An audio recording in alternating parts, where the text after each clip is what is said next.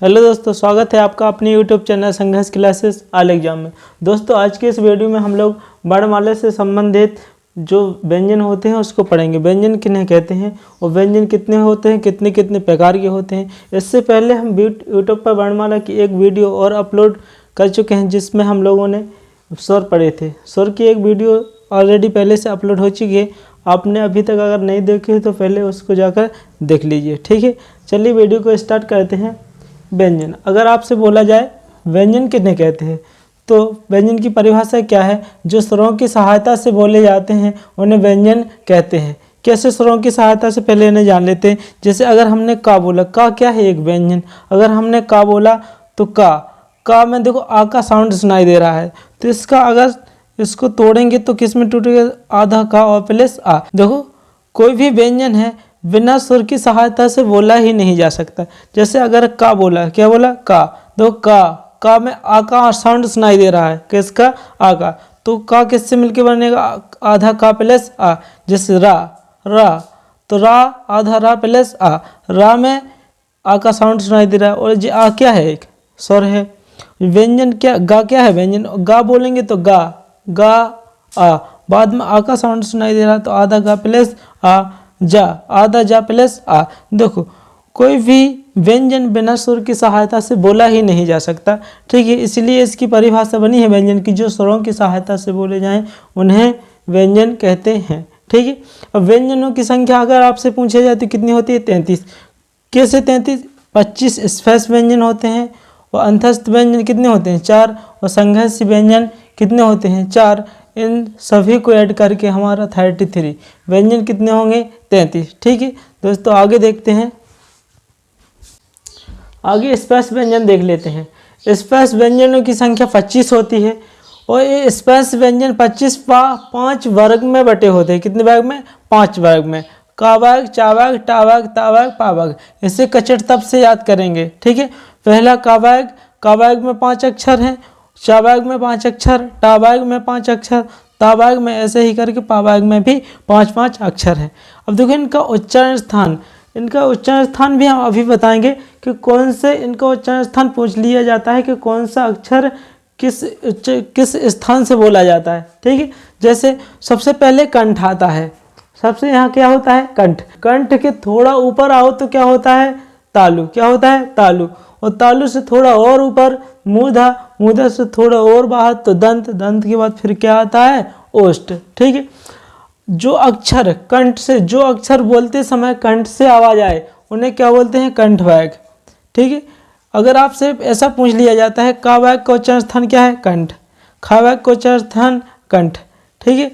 या गा कहाँ से बोला जाता है? तो कंठ। इनके जो उच्चारण स्थान, इन अक्षरों के जो क्या है, इन वर्णों के उच्चारण स्थान है। जी क्या है? उच्चारण स्थान।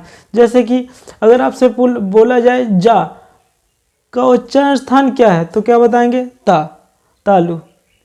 दोस्तों अपन ऐसे याद करना है कि जैसे का वाक्य के जितने भी अक्षर है कहाँ से बोले जाते हैं, उनका उच्चारण स्थान क्या है? कंठ। चा वाक्य के जितने भी अक्षर हैं, जितने भी वर्ण हैं, उनका उच्चारण स्थान क्या है? तालु। टा वाक्य के जितने भी वर्ण हैं उनका उच्चारण स्थान क्या है? मूर्धा। ता वाक्य के जितने भी अक्षर हैं 5 वर्ण, ठीक है, उनका उच्चारण स्थान दंत। और पा वाक्य के जितने भी वर्ण हैं उनका उच्चारण स्थान क्या है? ओष्ठ। देखो का, खा, गा, घा, अंगा, इनकी आवाज कहाँ से आ रही है इनको बोलने में? कंठ से, ठीक है। तो इनका उच्चारण स्थान क्या हो जाएगा? कंठ। देखो चा, छा, जा, झा, या, तो इनको बोलते समय अपनी जीभ कहाँ स्पर्श कर रही है? तालु को, ठीक है। तो चा का उच्चारण स्थान, चा वाक्य के जितने भी वर्ण हैं इनका उच्चारण स्थान क्या हो जाएगा? तालु। दो टा, ठा, डा, ढा, णा। अब टा वाक्य के जितने भी अक्षर वर्ण हैं इनको बोलते समय अपनी जीभ कहाँ छुप रही है? मूर्धा। अब मूर्धा कहाँ है? जैसे जीभ के ऊपर वाली जो छत है आधी खुरदरी रहती, आधी चिकनी। जो बाद वाली, जो अंदर वाली चिकनी सतह है उसको तालु बोलते हैं। जो बाहर थोड़ी जीभ के ऊपर खुरदरी सी सतह है उसको अपन मूर्धा बोलते हैं। तो जहाँ जीभ मूर्धा को टच करे तो जे अक्षर बोलते समय मूर्धा को टच करेगी अपना हमारी जीभ। जैसे टा, ठा, डा, ढा, णा। अब क्या होगा? दंत में हमारी जीभ दांतों से स्पर्श होगी। कहाँ से? दांतों से। देखो ता, था, दा, धा, ना। तो तावक के जितने भी उच्चारण स्थान हैं उनका उच्चारण स्थान क्या होगा? दंत। तावक के जितने भी वर्ण हैं उनका उच्चारण स्थान क्या होगा? दंत। अब देखो क्या होगा? ओष्ठ। अब पावक के जितने भी वर्ण हैं उनको ओष्ठ से बोला जाता है। बिना ओठ में ओठ मिलाए इन्हें बोला ही नहीं जा सकता। जैसे पा, फा, बा, भा, मा, बिना ओठ से ओठ मिलाए इन्हें बोला ही नहीं जा सकता। इसलिए पावक के जितने भी वर्ण हैं उनका उच्चारण स्थान क्या है? ओष्ठ। तावक के उच्चारण स्थान दंत। टावक का उच्चारण स्थान मूर्धा, चावक का उच्चारण स्थान तालु, कावक का उच्चारण स्थान कंठ। ठीक है दोस्तों, इससे क्वेश्चन कैसे आते हैं? जैसे अगर बोल दिया दा का उच्चारण स्थान क्या है? तो दा किस वाग में है? तावाग में आता है। और तावाग के जितने भी वर्ण हैं सब दंत से बोले जाते हैं। तो ता का उच्चारण स्थान क्या होगा? दंत। दा का उच्चारण स्थान दंत, धा का उच्चारण स्थान दंत, ना का भी उच्चारण स्थान दंत। ऐसे ही इससे 25 वर्ण हैं। ये 25 में से जो जिस चाहे का पूछ सकता है आपसे। ठीक है, तो मैं आशा करता हूँ ये आपको स्पर्श व्यंजन बहुत अच्छे से समझ में आ गए होंगे। इन पूरे 25 व्यंजनों को ही स्पर्श व्यंजन कहते हैं। ठीक है, और जो लास्ट वाले अक्षर हैं ना, जो अंगा, या, एड़ा, ना और मा, इन्हें पंचमा अक्षर भी कहते हैं। क्या? पंचमा अक्षर या नासिक के व्यंजन। क्या बोलते हैं? नासिक के व्यंजन। ठीक है, अब जो डा और ढा हैं एक बिंदी में भी लगे होते हैं। बिंदी, तो बिंदी वाले डा और ढा को द्विगुण व्यंजन या उत्क्षिप्त व्यंजन भी कहा जाता है। द्विगुण व्यंजन या उत्क्षिप्त व्यंजन। ठीक है, और जो बाद वाले अक्षर हैं इन्हें नासिक के व्यंजन कहा जाता है, क्योंकि इनको बोलते समय अपने नाक और मुंह दोनों की सहायता होती है इनको बोलने। जैसे अंगा, या, णा, ना, मा, अगर नाक मूंद लें इनका साउंड सही से नहीं आएगा। ठीक है, तो मैं आशा करता हूँ आपको स्पर्श व्यंजन 25 अच्छे समझ में आ गए होंगे। उनका उच्चारण स्थान भी आपको समझ में आ गया होगा। ठीक है, फिर इनके बाद होते हैं अंतस्थ व्यंजन 4, या, रा, ला, वा। ठीक है, या और वा को अर्ध स्वर भी कहा जाता है। कैसे? जैसे महिलाएं लिखा तो ए और यहाँ या है, तो दो एक की जगह या का यूज हो गया और या की जगह ए का यूज हो जाता है। तो जी क्या है? व्यंजन। तो इनकी जगह क्या हो सकता है? स्वर का भी यूज किया जा सकता है, इसलिए इन्हें क्या बोला जाता है? अर्ध स्वर कहा जाता है। क्या कहा जाता है? अर्ध स्वर। ठीक है, रा बोलते समय हमको प्रकम्पित वर्ण मतलब ध्वनि होती है, तो रा को प्रकम्पित वर्ण या लुंठित वर्ण भी कहा जाता है। ठीक है, और ला को पार्श्विक व्यंजन कहा जाता है। ला को क्या कहा जाता है? पार्श्विक व्यंजन। ये अलग से आपसे पूछ लिया जाता है। ठीक है, तो दोस्तों ये आपको स्पर्श व्यंजन 25 अच्छे समझ में आए होंगे, और 4 अंतस्थ व्यंजन भी हमने इसमें पढ़ा दिए। ठीक है, तो इनका उच्चारण स्थान जरूर याद रखिएगा। आपको ये अधिकतर कोई भी परीक्षा में इनसे एक या 2 क्वेश्चन आते ही हैं। ठीक है, तो वीडियो आगे देखते हैं। चलिए दोस्तों, आगे उसमें या संघर्षी व्यंजन की संख्या अगर पूछी जाए तो कितने होते हैं? 4, सा और हा। इसमें तीनों सा और हा भी आ जाता है। संघर्षी या उसमें व्यंजन, उस मतलब इनको बोलने में क्या होते हैं? हमें गर्म हवा प्रतीत होती है, गर्म हवा निकलती। देखो सा हा बोलने में प्रतीत होगा। देखो इसमें और ज़्यादा गर्म हवा निकलती है इनको बोलने में, इसलिए इन्हें संघर्षी या उसमें व्यंजन कहा जाता है। इनकी संख्या बोली जाए तो कितने हैं? 4, सा हा, तीनों सा और हा भी इसी में आ जाता है। ठीक है, संयुक्त व्यंजन, अगर आपसे संयुक्त बोला जाए संयुक्त व्यंजन तो इनकी संख्या 4 होती है। कौन कौन से? छत्र, ज्ञ और सरा। ठीक है, संयुक्त मतलब जो किसी के संयोग से बने हुए। ठीक है, जो किसी के संयोग से बने होते हैं उन्हें संयुक्त व्यंजन कहा जाता है। ठीक है, अब छत्र देख ले तो देखो, आधा का और प्लस सा, इससे मिलके क्या बनता है? छत्र। त्रा किस से मिलके बनता है? आधा ता प्लस रा से मिलके बनता है। और ज्ञा किस से? आधा जा और यहाँ सरा आधा सा प्लस रा से मिलके बनता है। इनको पूछ लिया जाता है कि त्रग ता और रा किस के मेल से बनता है? ज्ञा किस के मेल से बनता है? सरा किस के मेल से बनता है? ठीक है दोस्तों, तो ये आपसे पूछ लेता है, आप याद जरूर रखिएगा। ठीक है, संयुक्त व्यंजनों की संख्या 4। अब एक आगत या नुक्ता वाले वर्ण भी होते हैं। ठीक है, जिन्हें आगत या नुक्ता वाले वर्ण भी कहा जाता है, जो अरबी या फारसी भाषा से लिए गए। जो अरबी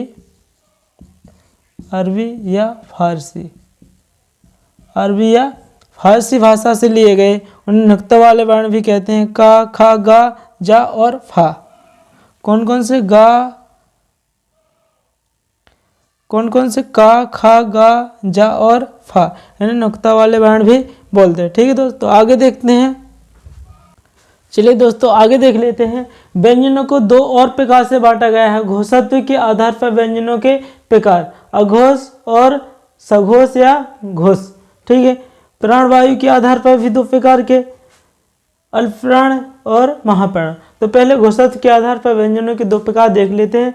अघोष, इसको सघोष या घोष या सघोष भी हो सकते हैं। ठीक है। तो अघोष में जो हमने स्पर्श व्यंजन पढ़ाए थे, जो कावाक, चावाक, टावाक, तावाक और पावाक, उनमें ऐसे 5-5 लाइनें थी। कितनी लाइनें थी? 5 लाइनें। ठीक है। का, खा, गा, घा पहली लाइन, फिर दूसरी की थी, फिर ऐसे ही करके 5 थी। ठीक है। तो जो पहला वर्ग, दूसरा वर्ग, तीसरा वर्ग के अक्षर, चौथे वर्ग के अक्षर और 5वें वर्ग के अक्षर। ठीक है। और ऐसे कॉलम में भी बटे थे। तो पहले वर्ग और दूसरे वर्ग के जितने भी अक्षर हैं, पहले और दूसरे, उनको सबको क्या बोला जाएगा? अघोष। क्या बोलेंगे? अघोष।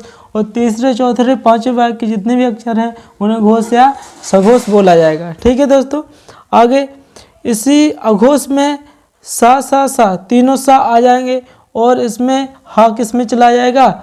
घोष या सघोष में। और इसी में सारे चारों अंतस्थ व्यंजन भी घोष या सघोष में आएंगे। और सारे स्वर जो उच्चारण के आधार पर स्वर कितने थे? 10, ये भी किस में आ जाएंगे? घोष या सघोष में। ठीक है। प्राणवायु के आधार पर व्यंजनों के प्रकार, अल्पप्राण और महाप्राण। तो अल्पप्राण पहले, तीसरे और 5वें वर्ग के अक्षर वर्ण किस में क्या कहलाएंगे? अल्पप्राण। पहले, तीसरे और 5वें वर्ग के वर्ण क्या कहलाएंगे? अल्पप्राण। मतलब कि पहले के, तीसरे के और 5, मतलब एक छोड़ के एक, किस में आएगा? अल्पप्राण। तो पहला इसमें आ गया, दूसरे वर्ग किस में, तीसरे किस में, चौथे किस में और 5वें के इसमें। ठीक है। तो ये दूसरे और चौथे वर्ग के वर्ण क्या कहलाएंगे? महाप्राण। ठीक है।